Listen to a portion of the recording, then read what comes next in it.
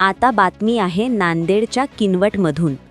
राज्याचे उपमुख्यमंत्री अजितदादा पवार यांचे काल दिनांक 28 जानेवारी बुधवार रोजी सकाळी विमान अपघातात दुःखद निधन झाल्याने त्यांच्या निधनाने सबंध महाराष्ट्रामध्ये शोककळा पसरली होती। या घटनेमुळे सबंध महाराष्ट्रभर हळहळ व्यक्त होत आहे।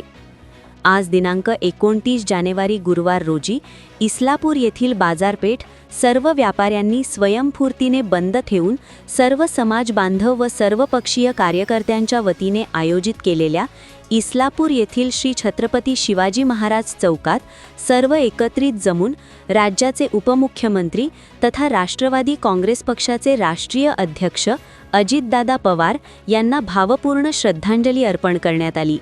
या प्रसंगी उपस्थित विविध पक्षाच्या पदाधिकाऱ्यांनी उपमुख्यमंत्री अजितदादा पवार यांच्या कणखर कर्तृत्वावर प्रकाश टाकत महाराष्ट्राने अशा या विमान दुर्घटनेत एक नेता गमावला आहे, त्यामुळे महाराष्ट्राला आणि त्यांच्या पक्षाला असा कणखर मनाचा आणि दिलेल्या शब्दाला पाळणारा सर्व समाज बांधवांना सोबत घेऊन चालणारा नेता आज आपल्यामध्ये नाही याची खंत व्यक्त करत अजितदादा पवार यांना भावपूर्ण श्रद्धांजली अर्पण केली।